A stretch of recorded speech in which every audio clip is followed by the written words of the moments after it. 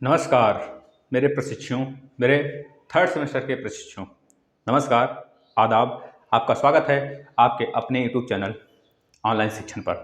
दोस्तों, आपको पता होना चाहिए कि हम लोग साइंस का बिल्कुल बेहतरीन तरीके से क्लास कर रहे हैं। बाकी अन्य क्लास भी आपके चल रहे हैं। मैथ के क्लासेस बिल्कुल ख़त्म हो चुके हैं, फिनिश हो चुके हैं, सारे प्लेलिस्ट में पड़े हुए हैं। जो बच्चे ढीले पढ़ रहे हैं, जिनको लग रहा है कि हम ठंडे पढ़ रहे हैं, ठंडे तो नहीं पढ़ाना है भैया।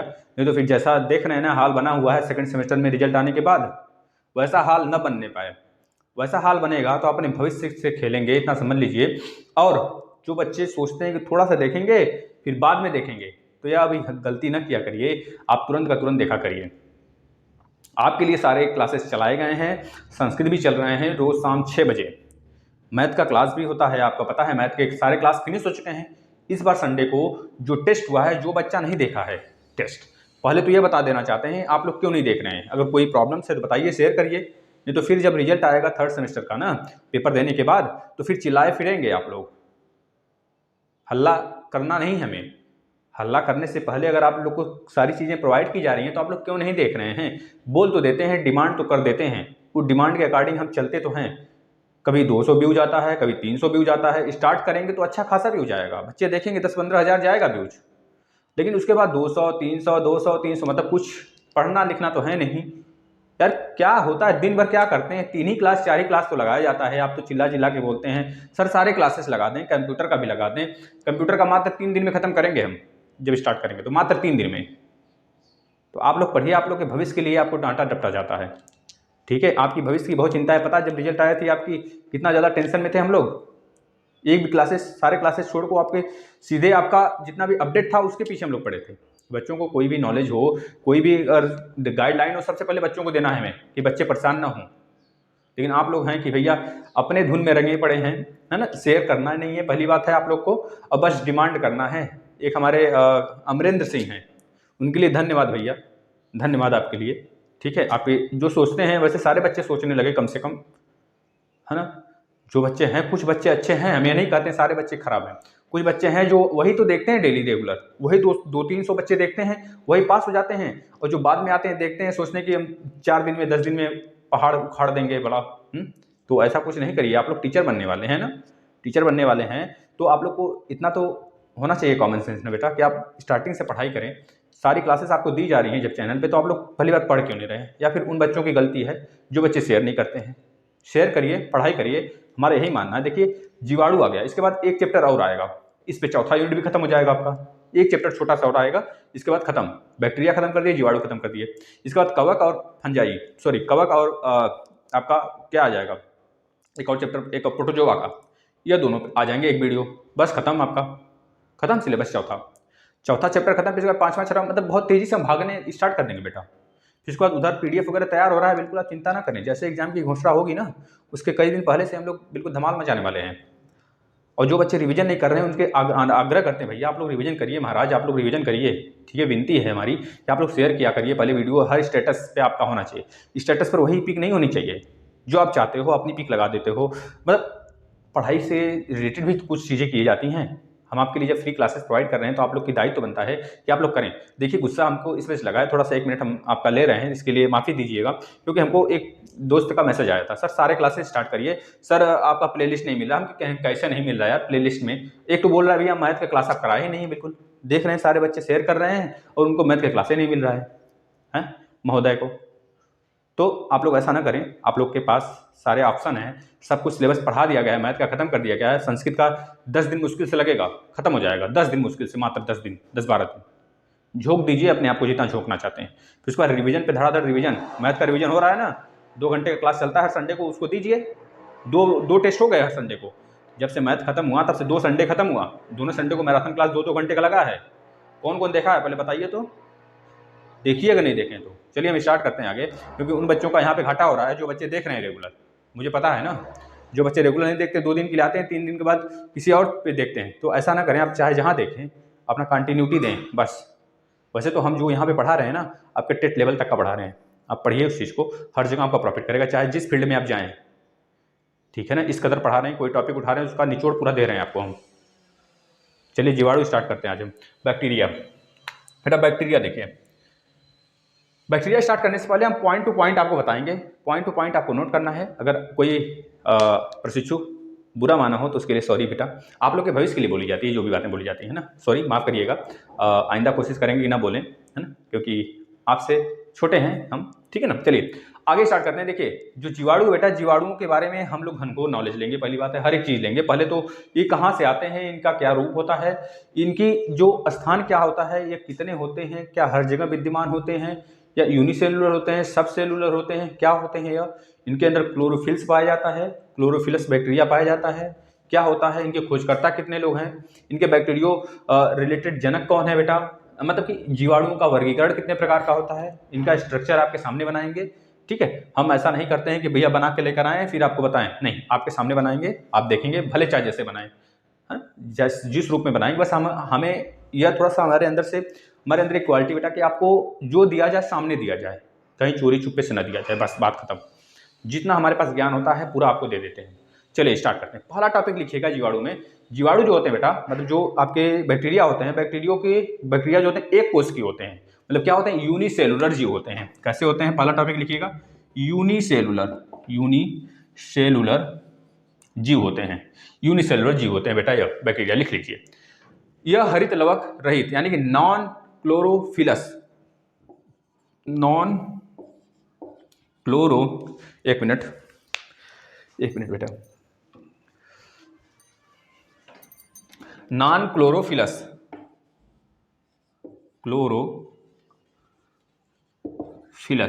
क्लोरोफिलस यानी कि हरित लवक रहित होते हैं। मतलब इसमें हरित लवक नहीं होता है। जो हरे कलर का आप पिगमेंट देखते हैं ना पत्तियों में, वह पेड़ पौधों में होता है ना, इसमें नहीं होता है। इस वजह से इसमें कलिए प्रोकैरियोटिक होते हैं, इसमें सूक्ष्म जीव होते हैं, प्रोकैरियोटिक का सूक्ष्म जीव होते हैं। इस तरह से इसमें क्लोरोफिल नहीं पाया जाता है। क्लोरोफिल नहीं पाए जाने के कारण ये जो अपना मतलब कि भोज्य पदार्थ है, अपना कह लीजिए कि अपना जो संरचना है बढ़ाने का काम करते हैं, रोम से करते हैं। रोम या फिर कसाभी उसे बोलते हैं, कसाभिकी। अभी हम आगे पढ़ाएंगे उसके बारे में, चर्चा करेंगे, आप लोग घबराइए नहीं। तो नॉन क्लोरोफिलस होते हैं, ठीक है। नॉन क्लोरोफिलस का मतलब इसमें जो होता है हरित लवक रहित होते हैं, इसमें हरित लवक नहीं पाया जाता है। दूसरी बात नेक्स्ट लिखेंगे, जो बैक्टीरिया होते हैं बेटा, इनका जो आकार होता है 2 से 10 माइक्रोन तक होता है। कितना होता है, 2 से 10 माइक्रोन तक होता है, 2 से 10 माइक्रोन तक होता है। इनको जो है केवल हम माइक्रोस्कोप से ही देख सकते हैं, इसके सिवा किसी चीज से नहीं देखा जा सकता। जब तक माइक्रोस्कोप नहीं आया था तब तक हम ना ही वायरस का पता कर पाए थे, ना ही बैक्टीरिया का पता कर पाए थे। यह बात आपको पता होगा, हमने पहले लेक्चर में बोला था ये बातें जब सूक्ष्मजीव पढ़ा रहे थे। और यह जो होते हैं बेटा प्रोकैरियोटिक सूक्ष्मजीव होते हैं। अब कोई बंदा यह नहीं बोलेगा सर प्रोकैरियोटिक क्या होता है, तो उनको बता देना चाहते हैं जिनके दिमाग में खटक रहा है। भैया हम आपसे पहले बोल चुके हैं, आप लोग पिछला वीडियो देखिए महोदय, आप लोग पिछला वीडियो देखेंगे तभी जाके कुछ समझ में आएगा। तो ये क्या होते हैं, प्रोकैरियोटिक। क्या होते हैं, प्रोकैरियोटिक जीव होते हैं। प्रोकैरियोटिक यूकैरियोटिक दो होते हैं। एक तो माइक्रो कलिए अपने जो पूरा वीडियो देख लीजिए उसमें, क्योंकि इस तरह दूसरा टॉपिक छेड़ दिए हैं तो हम उसके अंदर नहीं जाना चाहते हैं। आप देखिए प्रोकैरियोटिक जीव क्या होते हैं, यूकैरियोटिक जीव में क्या डिफरेंस है। हम कम से कम 10 डिफरेंस दिए हुए हैं इसके पिछले वाले क्लास में बेटा, आप देखें उसको, मतलब पहले क्लास में जब सूक्ष्म जीव पढ़ा रहे थे, जब चौथा चैप्टर स्टार्ट हुआ था। प्रोकैरियोटिक मतलब अगर इनके कोशिका संरचना का अध्ययन किया जाए प्रोकैरियोटिक में बेटा, तो जो अगर हम देखते हैं जो कोशिकी होते हैं, जो अनेक अलग अलग कोशिकी होते हैं, एक कोशिकी हो गए दूसरे हो गए मान लीजिए, तो उसमें क्या होता है, केंद्रक पाया जाता है। लेकिन इसमें केंद्रक नहीं पाया जाता है, साफ साफ मतलब यह समझ लीजिए, इसमें केंद्रक नहीं पाया जाता है, ठीक है ना, याद रखेंगे। इनमें कोशिकी भित्ति युक्त होते हैं। यह कोशिकी यह जो होता है बेटा, इसमें जो कोशिका होता है ना वो भित्ति युक्त होता है, आप इसे लिख लेंगे भित्ति युक्त होता है। और इनमें जो जनन होता है ना बेटा, यह मुख्य रूप से विखंडन द्वारा होता है। जैसे कि आपने सुना होगा 2 प्रकार के विखंडन होते हैं, एक नाभिकीय संलयन होता है, एक नाभिकीय विखंडन होता है। नाभिकीय संलयन होता है जो कि बहुत सारे यूरेनियम के मिलने से बन जाता है या फिर हाइड्रोजन हीलियम के मिलने से बनता है, जिससे कि हमारा सन की एनर्जी बनती है। और नाभिकीय विखंडन जैसे कि हम करें हाइड्रोजन बम, नहीं, हाइड्रोजन बम जो होता है बेटा वह नाभिकीय संलयन पर आधारित होता है, और परमाणु बम जो होता है वह हाइड्रोजन मतलब नाभिकीय संलयन पर क्या आधारित होता है, हाइड्रोजन बम, और नाभिकीय विखंडन पर आधारित होता है आपका परमाणु बम। विखंडन मतलब कि टूट जाना, जो बड़ी कोई एनर्जी होना उसके छोटे छोटे पार्ट में टूट जाना, वो होता है नाभिकीय विखंडन।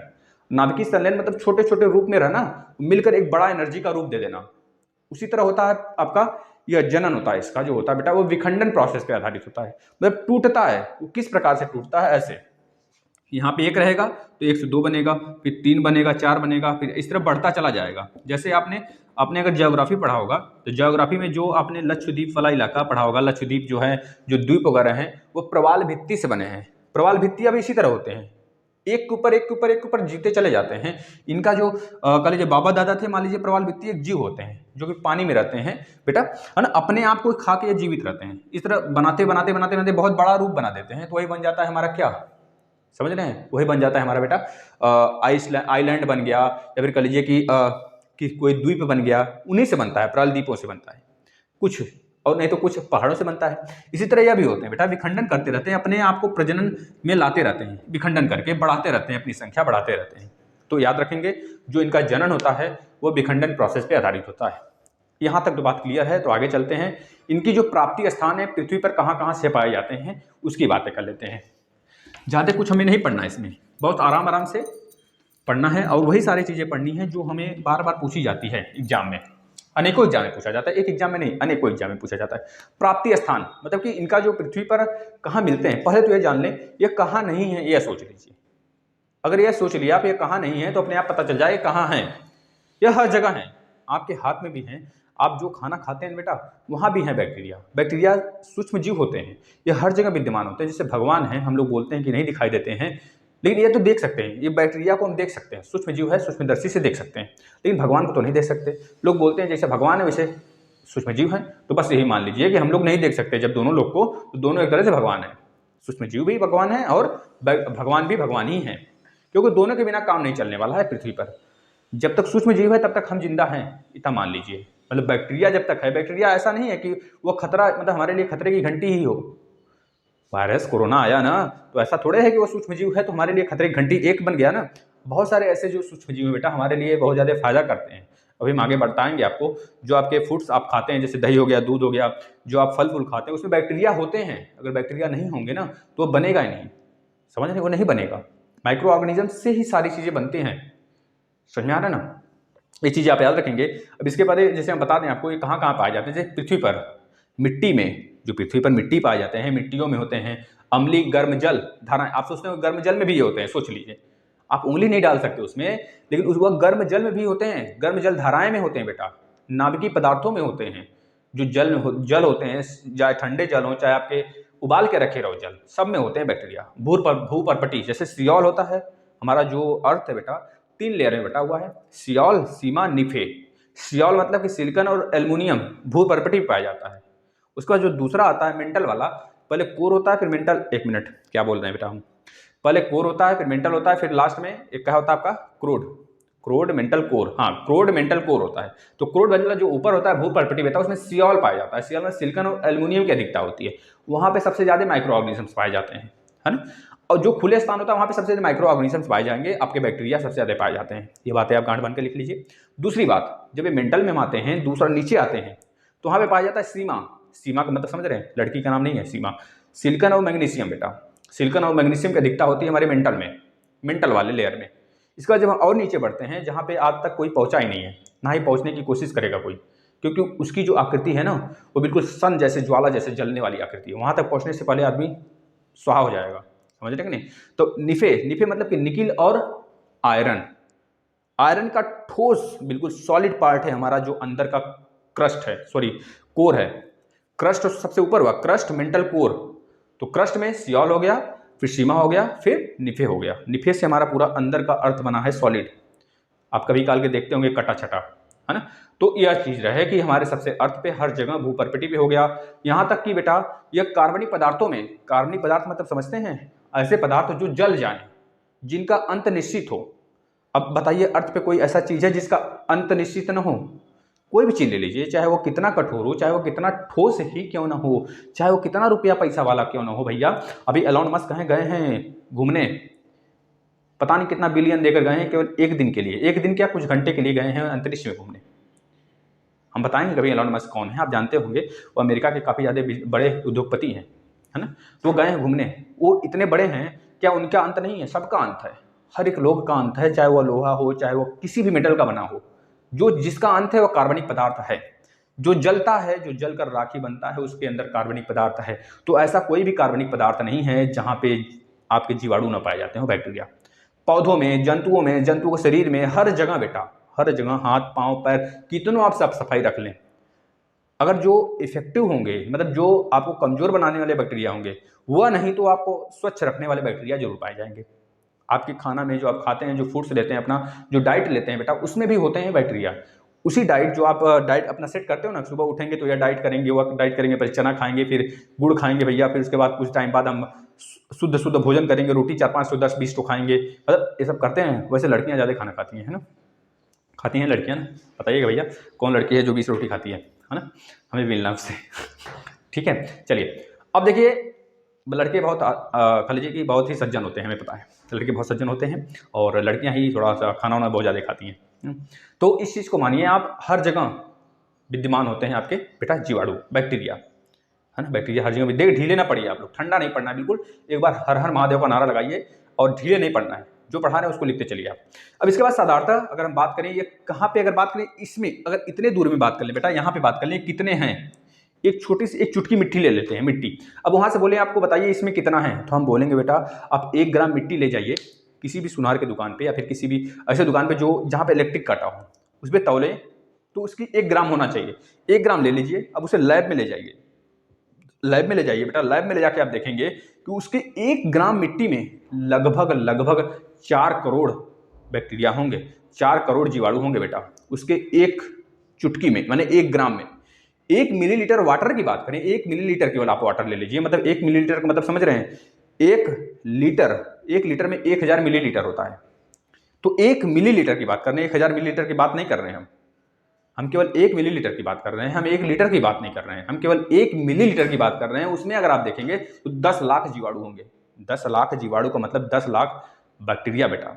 उसमें देखेंगे आप माइक्रोस्कोप से, सूक्ष्मदर्शी से, तो आपको दिखाई देगा, समझ रहे कि नहीं। तो कहाँ पे विद्यमान होते हैं, यह बातें आप लिखेंगे अपनी कॉपी पे, जो हम बोल देते हैं वही चीज आपके सेम टू सेम सिलेबस में है भैया, आप लिखिए उसे, ठीक है ना। अब हम चलते हैं इनके खोजकर्ता की तरफ। इतनी तो रही जरूरी बातें जो आप लिख लिए होंगे, हम आशा करते हैं हमारे विद्यार्थी जरूर लिखते होंगे। अब हम आगे चलते हैं खोजकर्ता की तरफ। खोजकर्ता लिखिएगा तो खोजकर्ता, ओके, खोजकर्ता पे लिखिए भैया। खोजकर्ता, इनके खोज कौन कौन किए हैं, सबसे पहले लिख लीजिए भैया, इनका खोज जो हुआ था 1683 में हुआ था। 1683, देखिए खोजने वाले दूसरे हैं, नाम रखने वाले दूसरे हैं। जैसे होता है ना, जन्म देने वाले कोई और होते हैं घर में, जब नामकरण की बारी आती है तो बुआ खड़ी हो जाती है, भैया नेग लेने के लिए, हम नाम रख करेंगे तो हम नेग लेंगे। मौसी खड़ी, हम नाम करेंगे तो हम नेग लेंगे। सिस्टर खड़ी हो जाएगी, हम नाम करेंगे तो हम नेग लेंगे। तो इस तरह सारी बातें होती हैं, भैया के पीछे सारे लोग पड़ जाती हैं। तो वही चीज यहाँ पे है, जो खोजकर्ता है बेटा ना, 1683 में खोज दिया था। वो खोजकर्ता का नाम क्या है, सभी लोग जानते हैं, वैज्ञानिक एंटोनियो वान लीवेनहॉक। एंटोनी वान लीवेनहॉक, पूरा लिख लीजिए, एंटोनी वान लीवेनहॉक,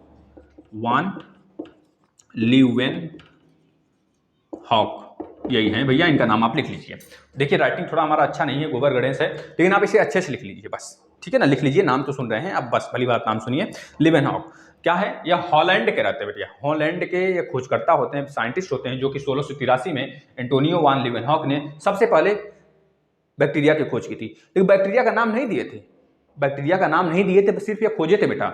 इन्होंने सबसे पहले खोजा था सूक्ष्मदर्शी के माध्यम से, वो भी कहाँ पे पता है आपको, जो दांत होता है, दांत में देखेंगे व्हाइट, अगर कभी आप सुबह सो के उठे ना, तो दांत अपने शीशे के सामने आप देखें ब्रश करने से पहले, तो उसमें व्हाइट कलर का भरा रहता है, बिल्कुल वही होते हैं। उसमें सबसे पहले इन्होंने देखा। कहा जाता है कि इन्होंने सबसे पहले ब्रश करने जब गए, तो अपने शीशे को मुंह में जब देखते हैं तो इनको दांत अपना दिखाई देता है, और दांत को जब ऐसे खुरचते हैं ना नेल से, तो इनकी उंगली पे लग जाता है, फिर उनको उसको जब ये माइक्रो सूक्ष्मदर्शी से देखते हैं बेटा, तो उनको दिखाई देता है बहुत सारे जीवाणु दिखाई जाते हैं। तो वहां से इनको पता चलता है कि हाँ यही बैक्टीरिया हैं, लेकिन नाम नहीं दिए थे, ये सिर्फ खोजे थे। इनको बोला गया एंटनी एनिमिकुलस, क्या बोला गया, सॉरी टिनी एनिमिकुलस, क्या बोला गया, टिनी, या इन्होंने नाम दिया टिनी एनी, क्या बोला गया, एनीमैकुलस, यह बोला गया एनीमैकुलस बेटा। ये चीज आप लिख लेंगे, यहाँ पे ई लिख लेंगे बेटा, यू की जगह ई लिख लेंगे आप यहाँ पे, या यूकुलस, इसको नाम यह दिए, मतलब क्या नाम दिए इसका, सूक्ष्मजीव नाम दिए, सिर्फ यही दिए। लेकिन परंतु नामकरण की जब बात आती है तो नामकरण 1829 में होता है, एरेनबर्ग ने किया। एरेनबर्ग ने बेटा किया था नामकरण 1829 में। सोच लीजिए कब का खोज हुआ है और 1829 में नामकरण जाके हुआ बेटा, है समझ रहे हैं कि नहीं। अब आते हैं लुई पास्चर पे। लुई पास्चर की भी थोड़ी कहानी इसमें है। क्या बोलते हैं, फर्मेंटेशन आप सुने होंगे। फर्मेंटेशन मतलब क्या होता है, अभी हम सारी बातें खुलासा करते हैं, बस आप यहाँ पे लिखते चलें। लुई पास्चर की बात आप कर लेते हैं, क्योंकि यह भी वहां से आते हैं, काफी अच्छा काम करके जाते हैं। जो हम इडली खाते हैं, डोसा खाते हैं, शायद इनके कारण ही हम सीख पाए। ये चीज ध्यान में रखिए। लुई पास्चर बेटा आते हैं। लुई पास्चर जो फर्मेंटेशन होता है, इन्होंने सर्च किया कि फर्मेंटेशन की खोज अगर किसने किया, अगर आपसे पूछा जाता है क्या बोलते हैं, एक मिनट रुकिएगा। फर्मेग्नेटेशन जो होता है बेटा, इनके द्वारा किया गया फर्मेग्नेटेशन, लुई पास्चर ने किया। जैसा कि आपको पता होगा फर्मेग्नेटेशन क्या होता है, जीवाणुओं का एक तरह से योगदान होता है, कह लीजिए बैक्टीरियो के कारण फर्मेग्नेटेशन होता है। ये क्या होता है, जैसे आप कभी घर में इडली, वैसे तो हम पता है इडली वगैरह बहुत मस्त बनाते हैं, हम खुद बनाते हैं हाथ से, बहुत धांसू तरीके से बनाते हैं भैया। डोसा हुआ, इडली हुआ, कभी खाना होगा ना तो हम कभी आ जाइएगा घर पे, है ना। लेकिन फ्री में नहीं खिलाएंगे, फ्री में नहीं खिलाने वाले हम किसी को भैया, क्योंकि आप लोग को फ्री में पढ़ाते हैं तो इसका क्या मतलब, फ्री में खिला देंगे, फ्री में नहीं खिलाने वाले हम। आप लोग को खाना होगा तो भैया पैसा वैसा लेके आइएगा, साफ साफ बात है। अब देखिए इडली जो बनता है बेटा, पहले लाइन पे आ जाते हैं, अपने मुद्दे पे आते हैं। इडली और डोसा बनता है, इडली मेरा चावल से बनता है, और जो डोसा बनता है वो उड़द से बनता है। उड़द की दाल होती है, आपको पता है ना, जो हम पानी में भिगो देते हैं। पानी में क्यों भिगोते हैं, उसको फर्मेंटेशन के कारण ही भिगोया जाता है, कि वह बिल्कुल नरम हो जाए, नरम हो जाए, फिर उसको हम पीसें, मिक्सर वगैरह में पीस लें, फिर उसके बाद उससे हम क्या करें, अपना काम कर लें। उसका बहुत ही शानदार तरीके से इडली बनता है और आपका डोसा बन जाता है। आप बिल्कुल शानदार तरीके से खाते हैं मम्मी के हाथ से, ठीक है, खाते हैं कि नहीं। तो बस वही चीज़ है। अब फर्मेंटेशन का खोज लुई पास्चर ने सबसे पहले किया। इस बात को आप लिख लेंगे बेटा। जैसे अगर हम बात करें, बिल्कुल सॉफ्ट दिखता है जब आपको पिसा हुआ लिखता है, तो कभी हाथ में लेंगे उसे ना, बिल्कुल पहले इस तरह ले लीजिए भिगोने से पहले, फिर उसके बाद भिगोने के बाद लेंगे ना, आपके हाथ में लग जाएगा और आपको थोड़ा सा फील देगा ऐसा कि बिल्कुल नरम हो गया है, बिल्कुल लगेगा कि आप इसे हाथ से दबा देंगे तो पचनी हो जाने वाला है। बस उसी चीज़ को बोलते हैं फर्मेंटेशन बेटा। उसके बाद आप बनाते हैं खाना, मतलब कि हो जाता है। जैसे आप किण्वन विधि समझे होंगे, किण्वन जिससे हमारा बियर वगैरह, वाइन्स वगैरह बनते हैं, वो किण्वन प्रोसेस से बनता है। जो फल होते हैं, फ्रूट्स होते हैं ना, वो किण्वन प्रोसेस से उसको सड़ाया जाता है, गलाया जाता है, फिर उसके बाद हमारा वाइन्स वगैरह तैयार होते हैं। वो भी बैक्टीरिया पे ही डिपेंड करते हैं। आप कभी पढ़ेंगे किण्वन प्रोसेस अगर आएगा कि जो वाइन्स होते हैं, जो हमारे बियर होते हैं, जो ये सब होते हैं बेटा, वो कैसे बनते हैं, वो किण्वन प्रोसेस पे ही आधारित होते हैं। जैसे हमारे यहाँ सिरका बनता है, सिरका गन्ने वाला, वो भी इसी किण्वन प्रोसेस पे आधारित होता है बेटा। उसको भी सड़ाया जाता है, गलाया जाता है, मटकी में रख दिया जाता है, काफ़ी एक आध साल बाद अगर जितना दिन का रहेगा उतना अच्छा होता है। जैसे मुरब्बा हो गया, पिक्कल हो गया, अचार, ये सब क्या है, सब किण्वन पे ही आधारित होते हैं। क्यों आप डब्बे में बंद करके रख देते हो, डब्बा खोलते क्यों नहीं हो, धूप में दिखाते हो तो क्यों? इसका कारण एक है कि अगर उसमें सूर्य की गर्मी आ जाती है तो फिर से बाहर ना निकलने पाए। सन की रोशनी कहीं भी जा सकती है। आपको पता है आप रूम में बैठे रहते हो लेकिन आपको गर्मी लगने लगती है, क्यों गर्मी लगने लगती है? क्योंकि सन की रोशनी तो आ जाती है अंदर, लेकिन निकलने के लिए रास्ता बहुत कम होता है। हालांकि निकलती तो है लेकिन निकलने के लिए रास्ता बहुत कम होता है, छन छन के आराम से निकलती है, लेकिन आना होता है तो कहीं से भी आ जाती है। आपको गर्म लगने लगता है, आप इधर उधर घूमने लगते हो, क्यों घूमते हो? सुबह के टाइम रूम में क्यों ठंडी होती है? दोपहर होते हुए, रात होते हुए आपको रूम में गर्मी लगने लगती है, क्यों? यही कारण होता है। जैसे आप अचार को बना रहे हो, अचार पिकल बना रहे हो, डब्बे में भर दिए, अब उसमें सन की रोशनी आई, उसमें पैक हो गई है, बाहर नहीं निकल पा रही है, अभी निकल भी रही है तो काफ़ी टाइम बाद निकल रही है। वही होता है किण्वन। बात समझ में आ गया? अब आगे चलते हैं। अब फर्मेंटेशन समझ में आ गया। एक और है हमारे साइंटिस्ट जिनका नाम है रॉबर्ट कोच भैया, मोस्ट इंपॉर्टेंट, इनका योगदान काफ़ी रहा है। तो सारे साइंटिस्ट का नाम आप लिखते चलेंगे। आप लोग एक बार चक्कर शेयर करिए, जो ढीले पढ़ रहे हैं, जो ठंडे पढ़ रहे हैं ना, हम बता दें उनको ढीले नहीं पढ़ना, ठंडे नहीं पढ़ना है। जब हम सारे क्लास ले सकते हैं तो आप एक क्लास, सारे क्लास क्यों नहीं पढ़ सकते? घर पे बैठ के सोकर रिलेट कर किसी भी तरह आप क्यों नहीं पढ़ सकते? पढ़ेंगे आप, 100% पढ़ेंगे। हम जब मेहनत कर रहे हैं, हमारी मेहनत रंग लानी चाहिए बस। किसी भी हाल में आपको नंबर तो जितने भी होगा, 25-24 जितने भी नंबर का होता है, आपको एक आध दो नंबर अगर कहीं से कटता है तो उसके लिए नहीं है, क्षमा दे देंगे। लेकिन किसी बच्चे का अगर बैक आया इस बार तो बहुत बुरा होने वाला है, इतना समझ लीजिए। जो चैनल पे बने हैं, सारा प्लेलिस्ट में वीडियो पड़ा है, देखिए, स्टार्टिंग से रिवीजन करिए आप लोग। इसके बाद बेटा आ जाते हैं हम लोग किस पे? लुई पास्चर हो गया। कौन बोले थे हम? रॉबर्ट कोच भैया। रॉबर्ट कोच ने क्या योगदान दिया है, देखिएगा ध्यान से। रॉबर्ट कोच ने बेटा ये योगदान दिया है 1881 में, लिख लीजिएगा 1881 में। 1881 ईस्वी में बेटा इन्होंने साफ साफ यह कहा था कि जो सर्वप्रथम जीवाणुओं की कृत्रिम संवर्धन होती है, कृत्रिम तरीके से उनका संवर्धन होता है, सर्वप्रथम रॉबर्ट कोच ने ही किया था। बस इस बात को आप लिख लेंगे, कृत्रिम संवर्धन जो हुआ था वह रॉबर्ट कोच द्वारा हुआ था 1821 में। बस यहां पे काम खत्म। तो हम चलते हैं कि जो आपका बैक्टीरिया रिलेटेड जनक है, मतलब स्टडी ऑफ बैक्टीरियोलॉजी कि मतलब फादर ऑफ बैक्टीरियोलॉजिस्ट, जितने भी स्टडी होते हैं उनसे रिलेटेड डिफरेंट फील्ड में, जैसे कि हम बोले जीवाणु विज्ञान के जनक कौन है, फादर ऑफ बैक्टीरियोलॉजी कौन है, तो आप बोलेंगे लीवेनहॉक हैं भैया। वही तो खोजे थे, वही ना खोजे थे भैया। कब खोजे थे भूलना नहीं है, कब खोजे थे? 1683 में, याद रखेंगे भैया, 1683 में याद रखेंगे उन्होंने खोजा था। नाम रखने वाले कौन थे भैया? नामकरण वाले मौसी बुआ ये सब आ जाती हैं। दूसरी तरफ एरेनबर्ग आ गए थे, वो रख दिया था 1829 में, नाम रख दिए थे। इस तरह आप याद कर सकते हैं भैया। बैक्टीरिया का जो कह लीजिए कि बैक्टीरियोलॉजी जो होता है, मतलब कि जीवाणु विज्ञान के जनक जो हैं हमारे कौन है? लीवेनहॉक जी हैं। अगर पूछा जाता है सूक्ष्म जीव विज्ञान के जनक कौन है, मतलब कि father of microbiology, father of microbiology कौन है बेटा? तो बता देंगे लुई पास्चर जी हैं। वही लुई पास्चर बेटा जिन्होंने फर्मेंटेशन का खोज किया था, फर्मेंटेशन का खोज किया था, वही लुई पास्चर हैं। याद रखिएगा उनको। आधुनिक जीव विज्ञान के जनक किसे जानते हैं? मतलब कि मॉडर्न की बात कर लें तो आधुनिक के लिए हम आ जाते हैं रॉबर्ट कोच की तरफ बेटा। रॉबर्ट कोच याद रखेंगे, रॉबर्ट कोच ने कृत्रिम संवर्धन दिया था, इस वजह से इनको आधुनिक का पिता कर दिया। जैसे कि अगर आप हैं, आपके पिताजी हैं, फिर दादाजी हैं, दादाजी काफी ओल्ड किस्म के रहे होंगे, फिर पिताजी थोड़े से ओल्ड किस्म के, अब भैया रख रहा है तेरे नाम, मतलब जब उसका बेटा, मतलब दादाजी हैं, दादाजी भैया हल्का फुल्का छोटे छोटे बाल रखते थे, दाढ़ी मूंछ पक जाता था तो कोई फर्क नहीं पड़ता था, है ना। पापा जी आ गए, थोड़ा सा डाई वाई करने लगे, लेकिन बेटवा जब आ गए तो तेरे नाम रखने लगे। तो बस वही चीज़ है, आधुनिकरण आप इस तरह याद कर लेंगे बेटा। हम आप ट्रिक बता रहे हैं आपको, यहाँ पे कोई मस्ती की क्लास नहीं चल रही है। जीवाणु विज्ञान के जनक, फादर ऑफ बायोलॉजी बोले बेटा, बैक्टीरियो बायोलॉजी बोले तो आप बताएंगे लीवेनहॉक, ये काफी ओल्ड थे भैया। और सूक्ष्म जीव के विज्ञान के जनक अगर बोला जाए तो लुई पास्चर हैं। अगर बोला जाए आधुनिक के जीव विज्ञान के पिता के रूप में किसे जानते हैं तो रॉबर्ट कोच बता देंगे। बात क्लियर है? अब हम आगे चलते हैं बेटा, ध्यान रखेंगे। अब हम फिगर बनाते हैं एक आपके बैक्टीरिया का, ध्यान से देखेंगे आप। बैक्टीरिया का फिगर बनाते हैं। हंसेगा नहीं कोई भैया, हंसीएगा नहीं आप लोग, बस आराम से थोड़ा सा कोऑपरेट करिएगा, साथ दीजिएगा। हम सारी चीज़ें आपको समझाते हुए चलेंगे, ठीक है ना। सारी चीज़ें आपको समझाएंगे, आप हंसेंगे नहीं। इसमें 3 लेयर होता है, 3-4 लेयर होता है। सारी लेयर तो हम नहीं बताएंगे, लेकिन दिखा देंगे आपको, सारी लेयर हम दिखा देंगे बेटा। आप लोग बिल्कुल फिक्र न करें, हम आपको सारी संरचना बिल्कुल वैसे ही बनाएंगे जैसे आपके पास बैक्टीरिया होती है, मतलब कि सबके पास होती है इस तरह की बैक्टीरिया। अब यहाँ पे ऐसे निकला होता है ना,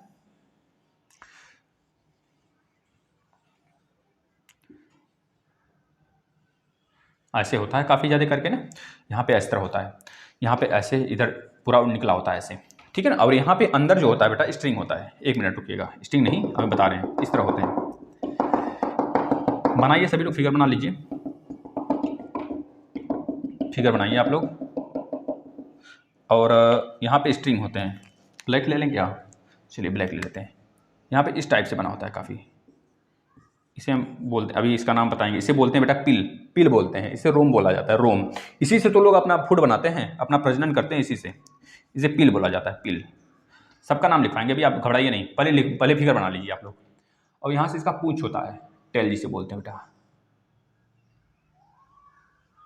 इस तरह होता है, बंदर की तरह बना लीजिए। अच्छा तो नहीं बना है, खैर आप लोग बना लीजिए। अब एक चीज़ देखिएगा, और यहाँ पे 2 कलर होते हैं।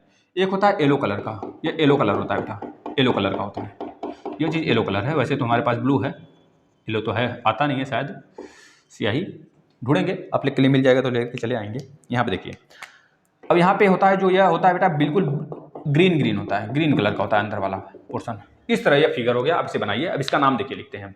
अब देखिए यहाँ पे कैप्सूल, जो ऊपर वाला आकृति होती है बेटा, यह वाला ऊपर वाली, यह वाली आकृति, यह होता है कैप्सूल। कैप्सूल से ही परिचित होंगे आप, बहुत ज़्यादा कैप्सूल खाए होंगे, वही कैप्सूल है। मतलब एक तरह से पूरा का पूरा आवरण बंद होना, कैप्सूल उसे बोलते हैं। इसके बाद जो अंदर वाला है बेटा आकृति, यह वाली, इसे हम क्या बोलते हैं? इसे बोलते हैं सेल वाल, सेल वाल बोलते हैं। सेल वाल मतलब कोशिका भित्ति बेटा, कोशिका भित्ति बोलते हैं, याद रखेंगे, कोशिका भित्ति। हिंदी में लिख लीजिए, कोशिका भित्ति, कोशिका भित्ति बोलते हैं, ठीक है। इसके बाद आ जाता है आपका प्लाज्मा, प्लाज्मा आ जाता है। प्लाज्मा जो होता है बेटा यहाँ पे होता है, ग्रीन कलर का होता है प्लाज्मा, यह प्लाज्मा हो गया, प्लाज्मा होता है, लिख लेंगे प्लाज्मा। प्लाज्मा को क्या बोलते हैं बेटा? कोशिका झिल्ली बोलते हैं, जो कि एक अंदर की तरफ होती है, लेयर होती है। इसे क्या बोलते हैं? कोशिका झिल्ली बोलते हैं, कोशिका झिल्ली। ये चीज आप याद रखेंगे, कोशिका झिल्ली। कोशिका झिल्ली का क्या काम होता है? तो ये पहले ध्यान रखिएगा, जो प्लाज्मा होता है बेटा, ये किससे मिलकर बना होता है? प्रोटीन और फास्फोलिपिड से। प्रोटीन प्लस फास्फोलिपिड से मिलकर बना होता है बेटा। इसके बाद हम आगे बढ़ते हैं, बेटा, तो आ जाता है हमारा प्लाज्मा मेम्ब्रेन। इसका नाम पूरा प्लाज्मा मेम्ब्रेन लिख लीजिएगा, प्लाज्मा मेम्ब्रेन है, ठीक है ना? प्लाज्मा नहीं, प्लाज्मा मेम्ब्रेन है, जिसे हम कोशिका झिल्ली बोलते हैं। इसके बाद बेटा, यह अगर पूछ की बात करें, ये इसका नाम क्या है, तो बता देंगे बैक्टीरियल फ्लैगेलम। क्या नाम है? बैक्टीरियल फ्लैग, FLAGELLUM, फ्लैगजिलम, ठीक है? बैक्टीरियल फ्लैगजिलम इसका नेम हो गया, इसके टेल का नेम हो गया। इसके बाद हम आगे बढ़ते हैं, तो साइटोप्लाज्म मतलब कोशिका द्रव्य होता है बेटा, बीच में होता है, ये देख रहे हैं, ये चीज देख रहे हैं, ये होता है कोशिका द्रव्य। कोशिका द्रव्य होता है बेटा, पदार्थ होता है, कोशिका पदार्थ होता है, जो कि कोशिका द्रव्य का अच्छा काम क्या होता है बता देंगे आप। कोई भी एक बंदा कमेंट करेगा वीडियो खत्म होने के बाद, सारे बंदे कमेंट करेंगे बेटा। अब देखिए, न्यूक्लियोइड मतलब कि जो आपका सर्कुलर डीएनए होता है, केंद्रक जिसे बोलते हैं बेटा, वो कहाँ पे होता है? यहाँ पे होता है। ये चीज देख रहे हैं, ये वाला जो मुड़ा हुआ है, यही होता है आपका क्या? न्यूक्लियोइड जिसे बोलते हैं, NUCLEOID।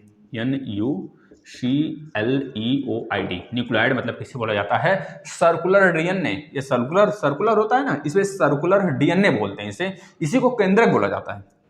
केंद्रक बेटा, केंद्रक। पहली बात तो इसमें केंद्रक होता नहीं है, लेकिन होता होगा तो इसी में होता है, याद रखिए। नहीं होता है केंद्रक, बैक्टीरिया में नहीं होता है, ये चीज आपको पता है। इसके बाद बेटा राइबोसोम की बात करते हैं। राइबोसोम, ये चीज देख रहे हैं, छोटा छोटा, यही राइबोसोम है। राइबोसोम है, या राइबोसोम्स लिख लेंगे, क्योंकि काफी ज्यादा होते हैं, तो हम लोग राइबोसोम्स लिख देंगे। अब इसमें जो थोड़ा सा बड़ा होता है बेटा, उसे बोलते हैं हम लोग क्या? प्लाज्माइड बोलते हैं, प्लाज्माइड बोलते हैं, इसको याद रखेंगे बेटा। इसके बाद जो ये स्ट्रिंग देख रहे हैं ना, इसे पिल बोलते हैं, पिल बोलते हैं बेटा। ये जो पिल होता है इसका ना, जो पिल होता है बेटा, ये जो पिल होता है, इसी से बोलते हैं कि इसको रोम बोलते हैं, रोम। और इसी से क्या होता है, लोग अपना भोजन करते हैं, अपना प्रजनन करते हैं, ये चीज याद रखेंगे। ये बैक्टीरिया को प्रजनन में सहायक होते हैं, ये चीज आप लिख लेंगे, ठीक है? और पोषण में भी सहायक होते हैं, ठीक है? इसी बात को लिखेंगे आप। बैक्टीरिया बहुत सारे कोशिकांग से मिलकर बने होते हैं बेटा। साधारणतः यह एक कोशिकीय होते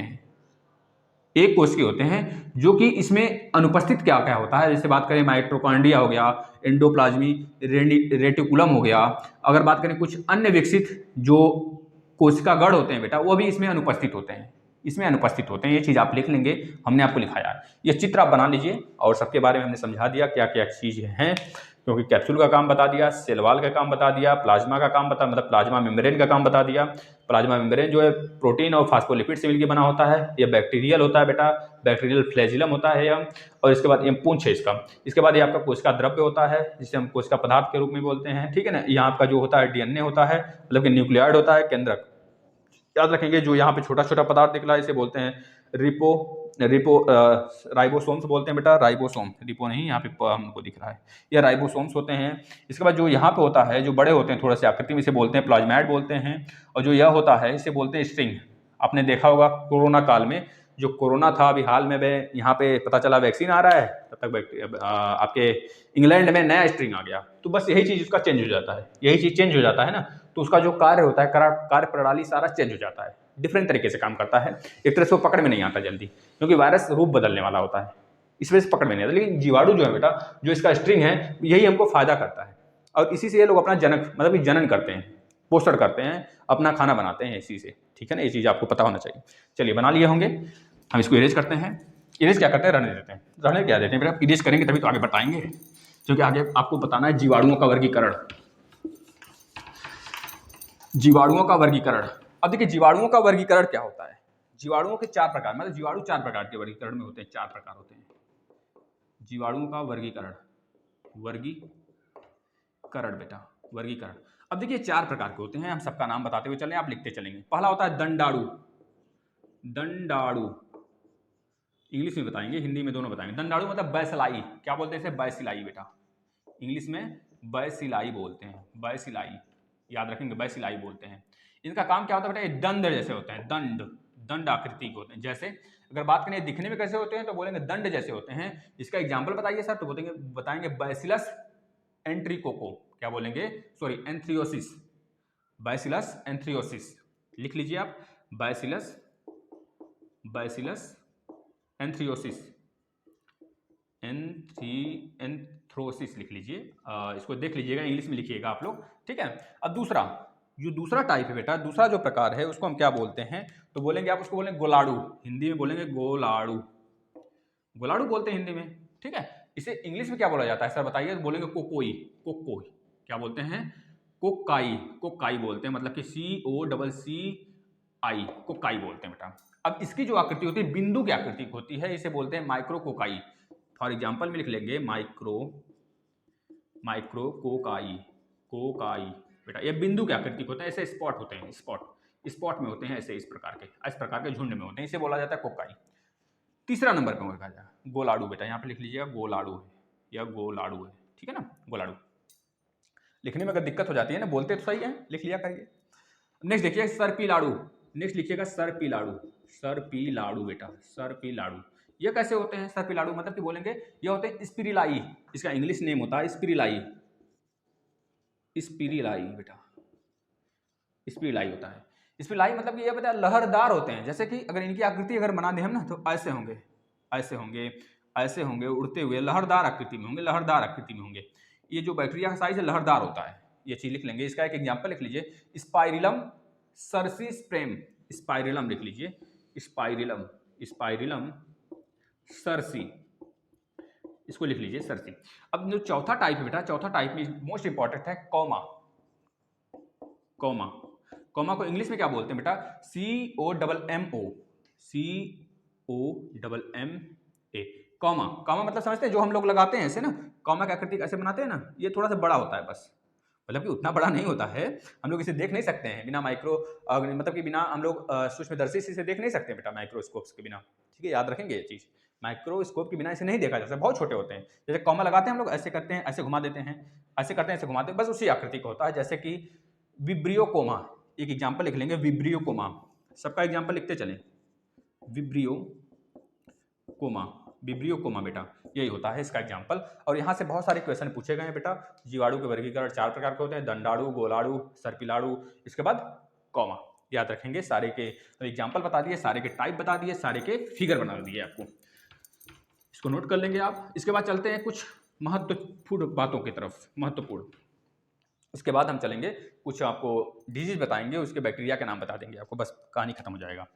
इसके बाद महत्वपूर्ण, जैसे कि कुछ महत्वपूर्ण बातों के चले, मतलब इनका क्या महत्व है, इनका महत्व क्या है। जैसे हमने बताया किण्वन में इनका महत्व है, फर्मेंटेशन में इनका महत्व है बेटा, हर एक फील्ड में अगर देखें तो इनका बिना महत्व कहीं है भी नहीं। जैसे कि बात करें जीवाणु भूमि उर्वरता, पहला लिख लीजिए, जीवाणुओं का, जीवाणुओं से ही भूमि उर्वरता बनती है, उर्वरक होती है, याद रखेंगे। जीवाणुओं का इस यहाँ पे लिख लेंगे, इंग्लिश में लिख लीजिए soil, soil fertilizer, fertility, fertility, fertility, soil fertility मतलब कि जीवाणु भूमि उर्वरता। अब इसमें क्या होता है, भूमि में बेटा, भूमि से पौधों को निरंतर नाइट्रोजन वाले पदार्थ उपलब्ध कराने होते हैं, और बहुत सारे चीजें जीवाणुओं के माध्यम से हमको देना होता है। इसमें केवल इसकी बात करें तो ये कितने प्रकार के होते हैं, तो आप बताएंगे इसमें जो होते हैं 3 प्रकार के होते हैं, 3 प्रकार से हम कर सकते हैं। पहला होता है अमोनियोकृत, अमोनियोकृत तरीके से हम अपना भूमि को जो है बैक्टीरिया के माध्यम से अपना उर्वरक बना सकते हैं, अमोनियोकृत होता है, अमोनियोकृत।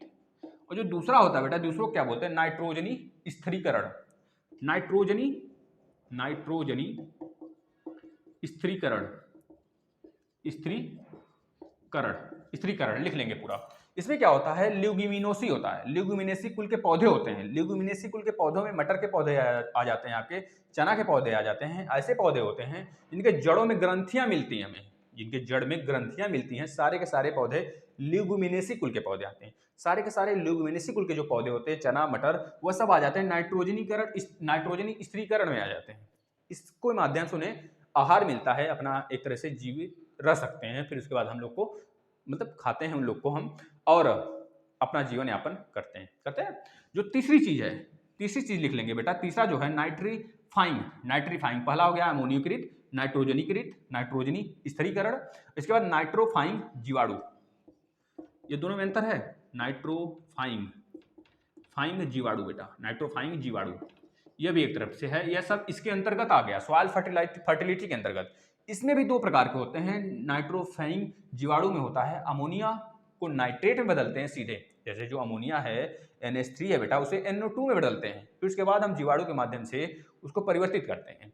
इसके बाद जो दूसरा इसी में है, इसी में जो दूसरा है वो होता है बेटा नाइट्राइट को हम नाइट्रेट में बदलते हैं, फिर जीवाणुओं से अपना क्रिया करवाते हैं। बदलने वाली जो जीवाणु होती है वो क्रिया करती है, उसके बाद फर्टाइल होता है।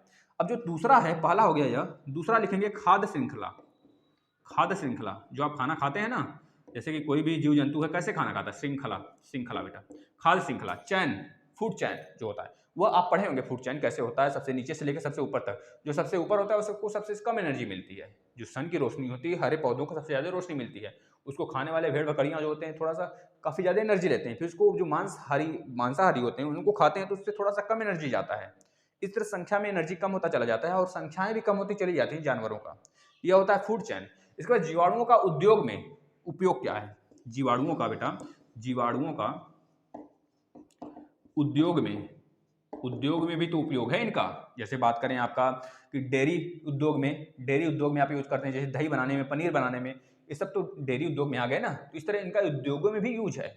जैसे हमने आपको बताया इडली क्या है, इडली अगर जो बेच रहा है तो एक तरह से उसका उद्योग हुआ।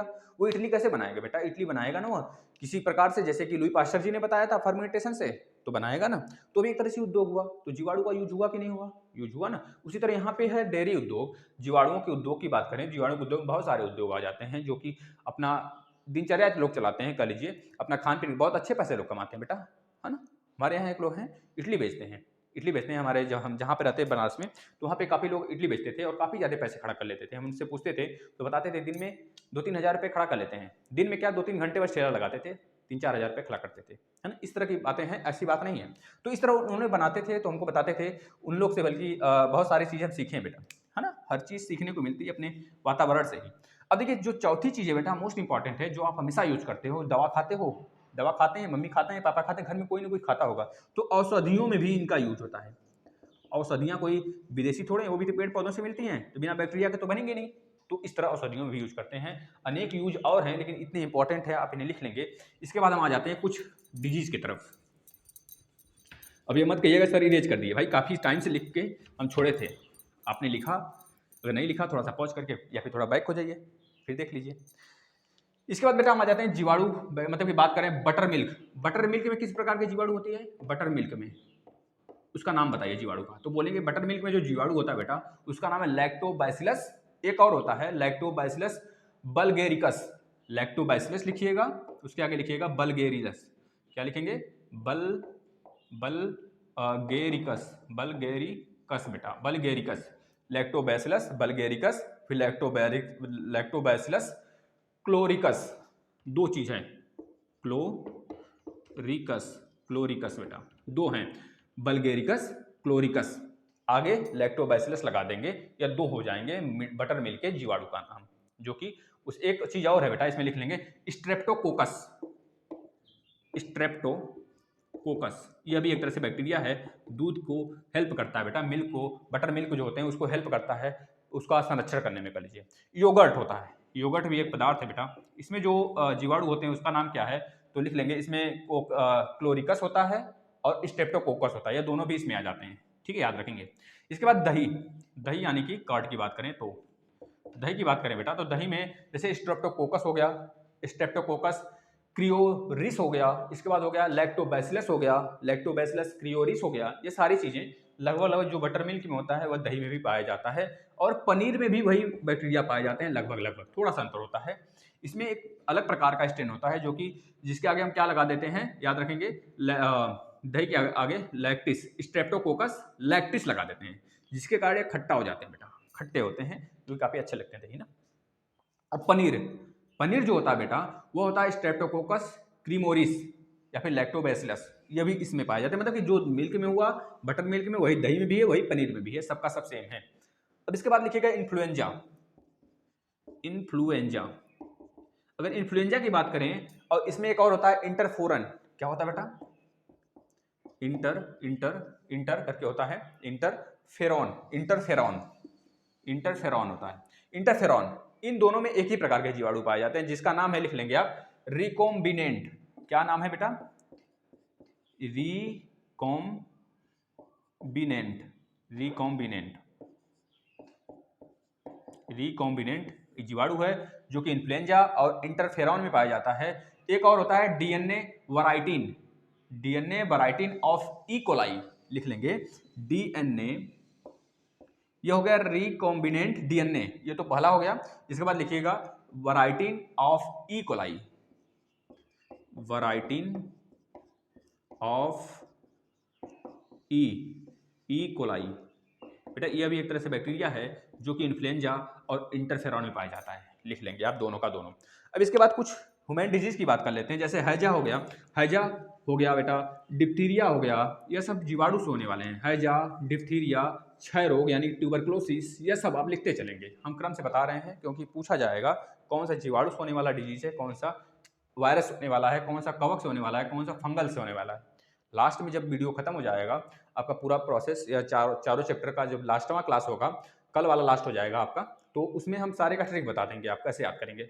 वैसे वायरस वाले में हमने बताया है कि आपको कैसे ट्रिक याद करना है, ठीक है, आप याद कर लिए होंगे, ठीक है ना। चलिए, ए चाचा ऐसा कुछ ट्रिक था ना, ए चाचा डांटो नहीं, गाल पे छापो, है ना। तो ऐसा कोई ट्रिक हम बताए थे आपको बैक्टीरिया वाले में, वायरस वाले में, आप देख लीजिएगा।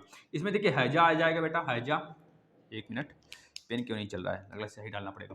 हैजा हो गया, हैजा के बाद डिप्थीरिया, डिप्थीरिया लिख लेंगे। डिप्थीरिया के बाद आप लिख लेंगे क्षय रोग, क्षय रोग को बोलते हैं ट्यूबरक्लोसिस, ट्यूबरक्लोसिस बेटा। क्षय रोग के बाद टिटनेस, टिटनेस मोस्ट इंपॉर्टेंट है बेटा, आप इसे लिख लेंगे। और इसका बैक्टीरिया का नाम क्या है, टिटनेस के बैक्टीरिया का नाम क्या है बता देंगे, क्लारिस्ट्रीडियम टिटैनी, क्लारिस्ट्रीडियम लिख लेंगे, क्लारिस्ट्रीडियम, ट्रीडियम, ट्रीडियम टिटैनी, टिटैनी लिख लेंगे इसे, क्लारिस्ट्रीडियम टिटैनी बेटा। इसके बाद न्यूमोनिया, न्यूमोनिया होता है बच्चों में ना, न्यूमोनिया, न्यूमोनिया बोलते हैं, न्यूमोनिया।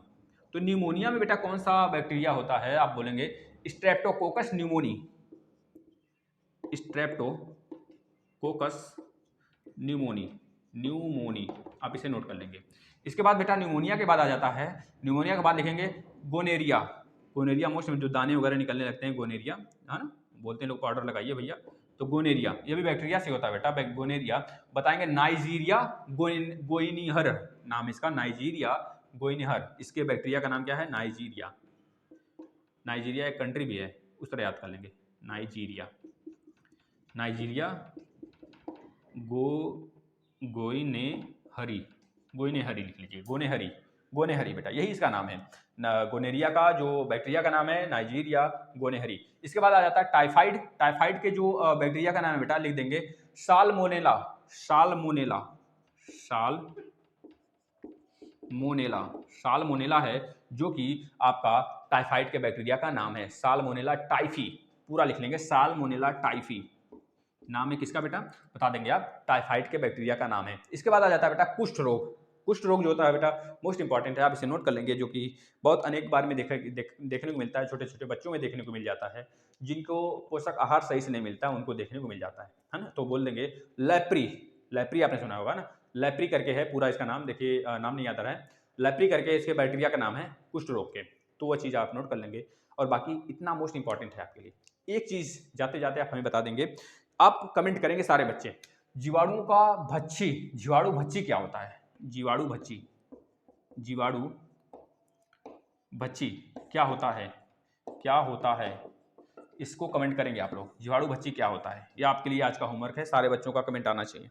अभी तक भी अगर आप नहीं सुधरे हैं हमारे इतने लेक्चर देने के बाद, इतने समझाने के बाद, तो हम बता रहे हैं बच्चा आप सुधर जाइए, नहीं तो बैक आएगी, फिर बैक नहीं आने देना है आप लोग को। इस बार इतना मेहनत हम कर रहे हैं, क्यों बैक आएगा, पहले बताइए क्यों बैक आएगा। आप लोग देखिए, जो फ्रेंड्स नहीं देख रहे हैं, आज आपकी रिस्पॉन्सिबिलिटी सिर्फ एक ही होती है, सारे क्लास तो हम लेते हैं, आपको कुछ करना होता है, सिर्फ बैठ कर पढ़ना होता है, आपकी रिस्पॉन्सिबिलिटी सिर्फ एक होना चाहिए बेटा, कि जितने भी सर के क्लास आते हैं सब के सब शेयर करें, सबके सब स्टेटस लगाएं, अपना फेसबुक पे शेयर करें, व्हाट्सएप पे शेयर करें, जो भी स्टडी ग्रुप है, अपने भाई बहन हैं, दूर के रिलेशन हैं, सबको बताएं, सबको बताएं, भले वो न पढ़ रहे हों, उनको बताइए, आप आपकी रिस्पॉन्सिबिलिटी है, उनसे सब्सक्राइब करवाइए, बेल आइकन पे क्लिक करवाइए बेटा, है ना। आगे जैसे ही कुछ हमको सूचना मिलता है, हम तुरंत टेट की क्लास स्टार्ट करने वाले हैं। टेट के वो भी किस पे स्टार्ट करने वाले हैं, ऑनलाइन शिक्षण 2.0 लिखिएगा, या ऑनलाइन शिक्षण है, ऑनलाइन शिक्षण 2.0 सर्च करेंगे आप, वहाँ पे ज्वाइन कर लेंगे, अपने आप को ज्वाइन हो जाएंगे, जुड़ जाएंगे। और वहाँ पे हम आपको सारे क्लासेस, हिंदी के पढ़े हुए हैं बाकी क्लासेस, मैथ के भी बाकी क्लासेस बहुत सारे पढ़े हुए हैं टेट वाले, तो आप देखेंगे उसे, देखिए उसे और मस्ती करिए, इंजॉय करिए, बिल्कुल भी कुछ नहीं सोचना है, धैर्य बना के रहना है। हर हर महादेव का नारा लगाइए, नमस्कार बोलिए, ठीक है। नमस्कार, मिलते हैं नेक्स्ट क्लास में। नमस्कार भाइयों।